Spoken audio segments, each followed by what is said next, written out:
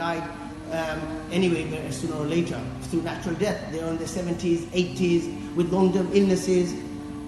Someone who's in that stage goes into hospital 10 times a year anyway, for this infection, that infection, lung infection, pneumonia, things like that, immune problems. They go into the hospitals anyway. So it's nothing compared to the Spanish flu. Yet we see huge hysteria going on throughout the world, and everything just doesn't match up. Too many questions. So this very media, at that time, with huge crisis, 1/3 of the population being affected, yet it totally downplayed the situation. They didn't advertise it. They didn't like how it's going on now, etc. I can see. I think there's a video photo goes around where it's a picture of an old picture from the 1918, but you can blatantly see it looks quite fake, Photoshop, whatever. Who knows, Allah Alam, right? But the reality is, if you just go Google Spanish flu, you'll find dozens of videos from BBC, etc., reporting about the Spanish flu, and they all will say, the media didn't warn people at that time. There wasn't this, nothing. They were just like, it's normal, it will go away. And here, it's nothing compared to the Spanish flu, yet, huge hysteria, and already those conspiracy theories, which people say is conspiracy theories. So now it's materializing. So if these conspiracy theorists could be correct about those theories, so why can't they be correct about 5G and all that stuff as well?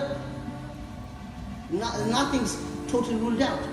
Same doctors who are going to say 5G is absolutely safe, there are also professionals and doctors. You just go Google and just type in the effects of 5G, and you find dozens of conferences and gatherings of professors and engineers, etc., talking about it. And they're all professionals, educated people as well. So just the same professors, doctors saying it doesn't have an effect, the same kind of doctors graduating from the same kind of institutes are saying it does have an effect.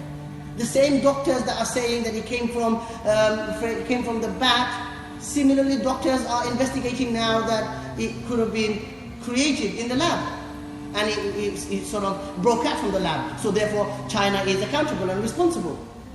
They're all scientists as well.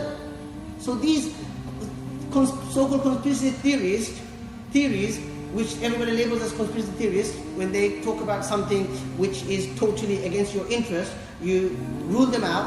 But then other things that they're also predicting or assuming, you are also doing the same things, such as where the virus came from, etc. And they will also say that one of the reasons for this huge hysteria, media, phobia, making everybody so scared, is that they start implementing dictatorship rules, control, monitoring chip, forced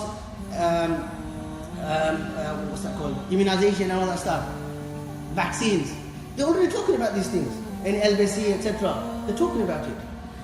You will have certain certificate if you have been taking that vaccine or not. If you have that, then you will have access to certain places, and if you don't, then you're not going to have access. So what? Are these all conspiracy theories as well? So you don't know who to believe in this situation. This very media, which totally downplayed the Spanish flu, now it's making it a huge issue, and just as the conspiracy theorist said, for X number of reasons, to control you, to monitor you, to for depopulation, and these are, are you going to say everything is a coincidence? Everybody knows Bill Gates, his father. These are speeches available on YouTube and reports, etc., where they are promoting population control, because they say these are the ways of controlling the climate. They have their whatever justification reasons, but that's what they are promoting. So are these all coincidence? These are the people where owner of the biggest computer company is also the biggest founder of research in vaccines, and who's also experimenting these vaccines in India, in Africa, other countries. It's all money and it's all connected. So it all makes sense, right? So I will just conclude here without going too long. My point is, as the verse I quoted at the beginning, إن جاءكم فاسق بنبأ فتبينوا, when a sinner comes and reports anything to you, and you cannot take an oath about this person being honest, truthful, then you are accountable. Yes. Whereas you can take an oath, we believe Prophet Muhammad sallallahu alaihi wasallam, the Sahaba are authentic. Yes, now whatever the hadith says, we believe in Allah will reward us for that, because we are sincere, truly believe that. But if you can't believe the media to be 100% authentic, you can't take an oath in that, then you are accountable for deciding. So we should also look at both sides of the story. And I will just conclude, and we should repent to Allah subhanahu wa ta'ala for our shortcomings, etc. And this is something, I still grieve over the fact that, as soon as the pandemic started, everything else in the world was open, running, markets, leisure centers. Even now, the media companies, why do you need dozens, hundreds of media companies? Everybody, offices are running, call centers are there running, doctors, surgeries, etc. So why don't you cancel, close down all the non-life-threatening essential